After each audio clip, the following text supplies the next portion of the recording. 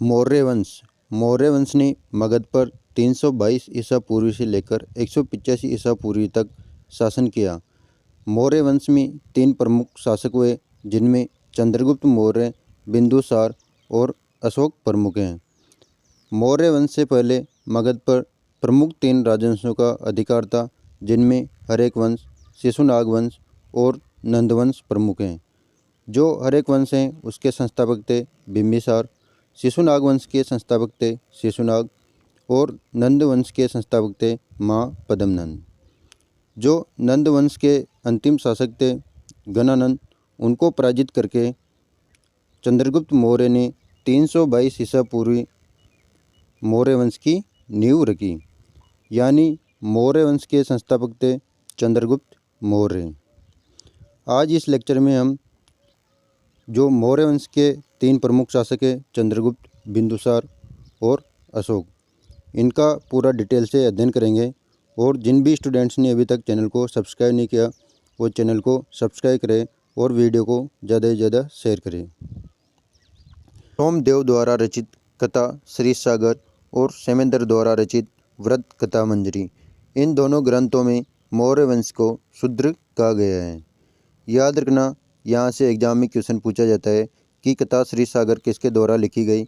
ये लिखी गई सोमदेव द्वारा। और व्रत कथा मंजरी किसके द्वारा लिखी गई। ये लिखी गई सेमेंद्र द्वारा। इन दोनों ग्रंथों को और इनके रचनाकार कौन थे, इनको याद रखना। चंद्रगुप्त मौर्य। चंद्रगुप्त मौर्य ने 322 ईसा पूर्व में अपने गुरु चाणक्य की सहायता से नंद वंश के अंतिम शासक थे गणानंद, उनकी हत्या करके मगध की राजगद्दी पर बैठे। और 322 ईसा पूर्व के बाद में 305 ईसा पूर्व। याद रखना, यहाँ पर ईसा पूर्व में सन उल्टे चलते हैं। चंद्रगुप्त मौर्य ने 322 ईसा पूर्व में मगध की राजगद्दी पर बैठे और 322 के बाद में आएगा 305 ईसा पूर्व। 305 ईसा पूर्व में यूनान के शासक थे एंटियोकस, उनके पुत्र थे सेल्यूकस निकेटर। सेल्यूकस निकेटर और चंद्रगुप्त मौर्य के मध्य 305 ईसा पूर्व में युद्ध हुआ, जिसमें सेल्यूकस निकेटर की हार हुई। और सेल्यूकस और चंद्रगुप्त मौर्य के मध्य संधि हुई, जिसमें सेल्यूकस ने अपनी पुत्री, सेल्यूकस की पुत्री का नाम था हेलेना।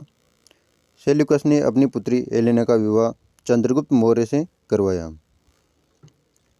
और दहेज में चंद्रगुप्त मौर्य को एरियाना क्षेत्र दिया। सेल्यूकस ने चंद्रगुप्त मौर्य को एरियाना क्षेत्र दिया, जिसमें हेरात, गंधार, काबुल, बलूचिस्तान क्षेत्र शामिल थे। जो हेरात, गंधार, काबुल, बलूचिस्तान है, ये एरियाना के क्षेत्र में आते थे। बदले में चंद्रगुप्त ने सेल्यूकस को 500 हाथी उपहार में दिए। जो मेगास्थनीज था वह सेल्यूकस का राज दरबारी था। इसको भी सेल्यूकस ने मौर्य दरबार में नियुक्त कर दिया। जो रुद्रदामन का जूनागढ़ अभिलेख है उससे ज्ञात होता है कि चंद्रगुप्त मौर्य ने पश्चिम भारत को जीता और उसने वहाँ पर पुष्यगुप्त नामक गवर्नर को नियुक्त किया और इसी गवर्नर ने यहाँ पर सुदर्शन झील का निर्माण कराया। याद रखना, यहाँ से एग्जाम में 3-4 प्रकार से क्वेश्चन पूछा जाता है कि कौन से अभिलेख से ज्ञात होता है कि चंद्रगुप्त मौर्य ने पश्चिम भारत को जीता। वो था रुद्रदामन का जूनागढ़ अभिलेख। और एग्जाम में क्वेश्चन आता है कि पश्चिम भारत को जीतकर उसने वहाँ पर किसको गवर्नर नियुक्त किया, वो थे पुष्यगुप्त। और सुदर्शन झील का निर्माण किसने करवाया, वो करवाया पुष्यगुप्त में। और किसके शासनकाल में सुदर्शन झील का निर्माण हुआ, वो थे चंद्रगुप्त मौर्य। इस प्रकार यहाँ से एग्जाम में क्वेश्चन पूछा जाता है। और वृद्धावस्था में चंद्रगुप्त मौर्य ने भद्रभाव से जैन दीक्षा ली और सन 298 ईसा पूर्व में श्रवण बेलगोला में चंद्रगुप्त मौर्य ने अपने शरीर का त्याग कर दिया। यानी चंद्रगुप्त मौर्य ने 322 ईसा पूर्व से लेकर 298 ईसा पूर्व तक शासन किया। और इन्होंने वृद्धावस्था में भद्रभाव से जैन दीक्षा ली। यहाँ से भी एग्जाम में क्वेश्चन पूछा जाता है कि चंद्रगुप्त मौर्य ने वृद्धावस्था में किससे जैन दीक्षा ली, वो थे भद्रभाव। अब जो कौटिल्य थे, इनको चाणक्य के नाम से भी जाना जाता है। इनके जो बचपन का नाम था वो था विष्णुगुप्त। और ये तक्षशिला के जो शिक्षा केंद्र था उसके प्रमुख थे कौटिल्य। इनको श्रेष्ठ ब्राह्मण, पुराणों में श्रेष्ठ ब्राह्मण भी कहा गया है। और कौटिल्य की एक बुक है, बहुत फेमस बुक है, अर्थशास्त्र। अर्थशास्त्र संस्कृत भाषा में लिखी हुई है और अर्थशास्त्र में मौर्यकालीन राज्य व्यवस्थाओं के बारे में उल्लेख है। ये पॉइंट बहुत ज़्यादा इम्पोर्टेंट है। यहाँ से एग्जाम में क्वेश्चन पूछा जाता है कि अर्थशास्त्र में क्या उल्लेख है। अर्थशास्त्र में मौर्यकालीन राज्य व्यवस्थाओं के बारे में उल्लेख है कि मौर्यकालीन की जो प्रशासन था वो कैसा था, वहाँ पर न्याय व्यवस्था कैसी थी, वहाँ पर नगरीय प्रशासन कैसा था, प्रांतीय प्रशासन कैसा था, इन सब के बारे में उल्लेख है अर्थशास्त्र में। यानी अर्थशास्त्र में उल्लेख है मौर्यकालीन राज्य व्यवस्थाओं के बारे में। अर्थशास्त्र में 15 भाग और 180 उपभाग हैं और इसमें 6000 श्लोक हैं। याद रखना, कौटिल्य का अर्थशास्त्र में उल्लेख है मौर्यकालीन राज्य व्यवस्था है। ये बहुत ज़्यादा इम्पोर्टेंट है, ये एग्जाम में क्वेश्चन पूछा जाता है यहाँ से। नेक्स्ट है जो मेगास्थनीज था। मेगास्थनीज जो सेल्यूकस निकेटर का राज दरबारी था। बाद में 304 ईसा पूर्व से लेकर 299 ईसा पूर्व तक ये चंद्रगुप्त मौर्य के दरबार में पाटलिपुत्र में रहा। इसने यहाँ पर एक बुक लिखी इंडिका, यानी इंडिका के रचनाकार थे मेगास्थनीज। यहाँ से भी एग्जाम में क्वेश्चन पूछा जाता है कि इंडिका किताब के जो लेखक थे वो कौन थे, वो थे मेगास्थनीज। ये चंद्रगुप्त मौर्य के समय पाटलिपुत्र दरबार में था। पाटलिपुत्र दरबार में यह 304 से लेकर 299 ईसा पूर्व तक रहा। और चंद्रगुप्त मौर्य की जो राजधानी थी पाटलिपुत्र, उसका उल्लेख है इंडिका बुक में करता है। उसे पालीब्रोता के नाम से पुकारता है। एग्जाम में क्वेश्चन पूछा जाता है कि जो मेगास्थनीज है अपनी बुक इंडिका में पाटलिपुत्र को किस नाम से पुकारता है। पाटलिपुत्र को पुकारता है पालीब्रोता के नाम से। जो चंद्रगुप्त मौर्य के पुत्र थे बिंदुसार, अगले शासक हैं बिंदुसार।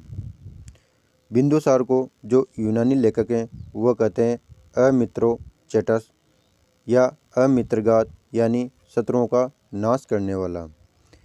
यहाँ से एग्जाम में क्वेश्चन पूछा जाता है कि यूनानी लेखक किस शासक को अमित्रोचेटस कहा जाता है, कहते हैं। वो कहते हैं बिंदुसार को। और बिंदुसार को वायु पुराण में भद्रसार, जैन ग्रंथों में सिंहसेन कहा जाता है। स्ट्रेबो के अनुसार यूनान के शासक थे एंटियोकस प्रथम। इन्होंने बिंदुसार के राज दरबार में डायमेकस को भेजा था। और प्लिनी के अनुसार जो मिस्र के नरेश थे फिलोडेल्फस, इन्होंने जो बिंदुसार है उनके राज दरबार में डायनोसियस को भेजा था। यहाँ पर एग्जाम में 3-4 प्रकार से क्वेश्चन बनते हैं बिंदुसार पर कि यूनानी लेखक किस शासक को अमित्रोचेटस या अमित्रघात कहते थे। वो थे बिंदुसार। बिंदुसार को वायु पुराण में किस नाम से जाना जाता है, वह जाना जाता है भद्रसार के नाम से। बिंदुसार को जैन ग्रंथों में किस नाम से जाना जाता है, वह जाना जाता है सिंहसेन। स्ट्रेबो के अनुसार यूनान के शासक एंटियोकस प्रथम ने किस राजदूत को बिंदुसार के दरबार में भेजा, वो थे डायमेकस को। और प्लिनी के अनुसार मिस्र के नरेश फिलोडेल्फस ने बिंदुसार के राज दरबार में किस राजदूत को भेजा, वह था डायनोसियस। इन दोनों में कन्फ्यूजन मत होना। डायमेकस भेजा था एंटियोकस प्रथम ने और डायनोसियस भेजा था फिलोडेल्फस ने। अगले शासक है अशोक। अशोक बिंदुसार के पुत्र थे। अशोक मौर्य वंश में सबसे महान व शक्तिशाली राजा थे। जो सिंहली अनुश्रुति है जिसमें दीपवंश तथा महावंश से ज्ञात होता है कि अशोक ने अपने 99 भाइयों की हत्या करके शासक बना था, जबकि तारानाथ में केवल 6 भाइयों की हत्या का जिक्र है। जो अशोक के अभिलेख थे उसमें उन्हें सब जगह देवानी प्रियदर्शी तथा राजा की उपाधियों से विभूषित किया गया है। जो पाबरू का अभिलेख है इसमें अशोक स्वयं को मगधाधी राज कहता है। याद रखना, यहाँ से एग्जाम में क्वेश्चन पूछा जाता है कि कौन से अभिलेख में अशोक स्वयं को मगधादी राज कहता है, वो था बाबरू का अभिलेख। अशोक ने अपने सिंहासन रोहण यानी अशोक का सिंहासन रोहण हुआ था 269 ईसा पूर्व में। इसके 8वें वर्ष बाद में यानी 261 ईसा पूर्व में कलिंग युद्ध हुआ। कलिंग युद्ध में सम्राट अशोक की विजय हुई और यह इस युद्ध से बहुत ज़्यादा विचलित हो गए और इन्होंने युद्ध विजय की स्थान पर दम विजय प्रारंभ किया। जो हाथी गुम्बा अभिलेख है उसके अनुसार कलिंग युद्ध के समय कलिंग पर नंद राज का शासन था।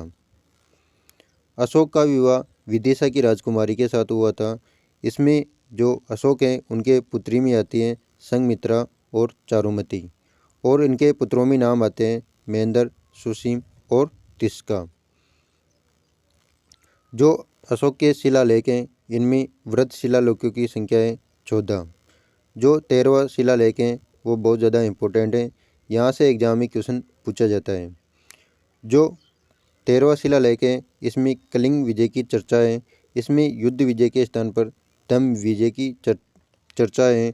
और 13वें जो शिलालेख है 13वां शिलालेख उसमें विभिन्न शासकों की चर्चा है, जिसमें यूनान का शासक एंटियोकस व पड़ोसी शासक थे जैसे दक्षिण में चोल और पांडे, इनका भी उल्लेख 13वें शिलालेख में है, यानी इन सभी का उल्लेख 13वें शिलालेख में है। जो अशोक के बाद में मौर्य शासकों का कालानुक्रमान है वह थे कुणाल, दशरथ और संप्रीति। मौर्य वंश में अंतिम शासक था वृद्धरथ। वृद्धरथ की हत्या उसके सेनापति थे पुष्यगुप्त शुंग, पुष्यमित्र शुंग इन्होंने की और इन्होंने शुंग वंश की स्थापना की। यहाँ से भी एग्जाम में क्वेश्चन पूछा जाता है कि वृद्धरथ की हत्या किसने की। वृद्धरथ की हत्या की पुष्यमित्र शुंग ने और पुष्यमित्र शुंग ने शुंग वंश की स्थापना की, यानी शुंग वंश के संस्थापक थे पुष्यमित्र शुंग। इस प्रकार यहाँ पर मौर्य वंश समाप्त होता है। नेक्स्ट लेक्चर में हम मौर्य वंश का प्रशासन कैसा था उसके बारे में अध्ययन करेंगे। मौर्य वंश से रिलेटेड क्वेश्चन सोल्व करेंगे नेक्स्ट लेक्चर।